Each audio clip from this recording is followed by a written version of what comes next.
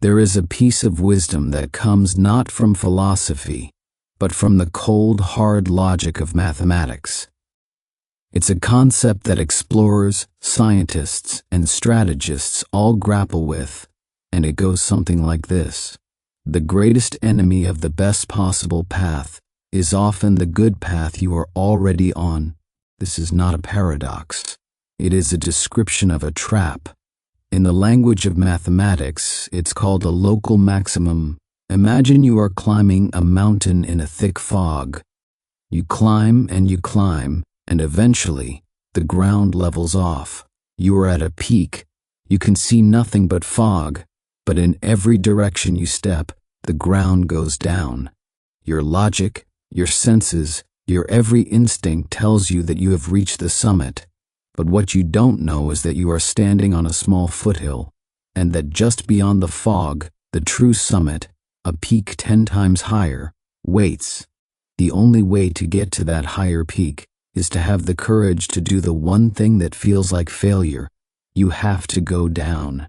You have to descend from your comfortable, successful plateau into a valley of uncertainty to find the path to the real mountain. I want to take you to the year 2010. The company was Netflix, and they were standing on top of their mountain. They were the undisputed kings of a world they had created. Their iconic red envelopes were a daily presence in millions of American mailboxes. They had used the internet to build a logistics machine that had systematically and brutally executed one of the giants of the 20th century, blockbuster video. By every metric, they had won. They were at a peak. Their business was profitable, beloved, and perfectly optimized. This was their local maximum. And from where they stood, in every direction they looked, the ground seemed to go down. But their CEO, Reed Hastings, was haunted by a different mountain, one he could see in the distance. The mountain was called streaming, and in 2010, streaming was a terrible product. It was a significant step down. The video quality was grainy. The selection was tiny compared to the vast DVD library. It was dependent on inconsistent internet speeds. For the customer, a crisp DVD in a red envelope was a demonstrably better, more reliable experience. Netflix had a choice. They could do what any rational, successful company would do: protect their existing profitable business. They could stay on their comfortable peak and enjoy the view. Instead, they chose to walk downhill.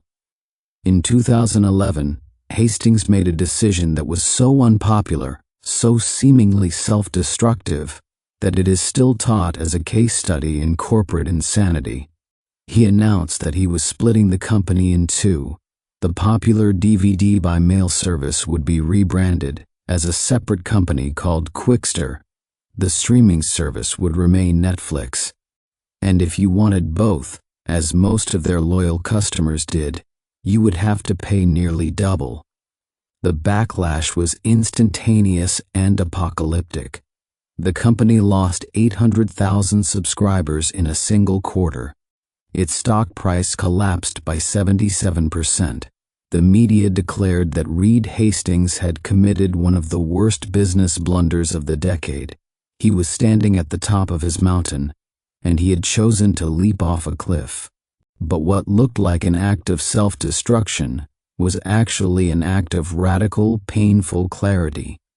Hastings knew that the DVD business, as profitable as it was a foothill.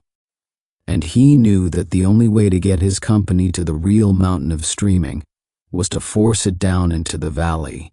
He had to make his own successful product inconvenient and expensive to create the space for its inferior, but more promising, successor to grow. He was willing to sacrifice the present for the future. We all know what happened next. Quickster was quickly abandoned, but the strategic direction was set. Netflix poured its resources into the uncertain world of streaming, becoming a global media empire that not only distributes content, but creates it. Blockbuster, which had stayed comfortably on the DVD foothill, is now extinct. This story is not about business. It is about the courage to question your own success.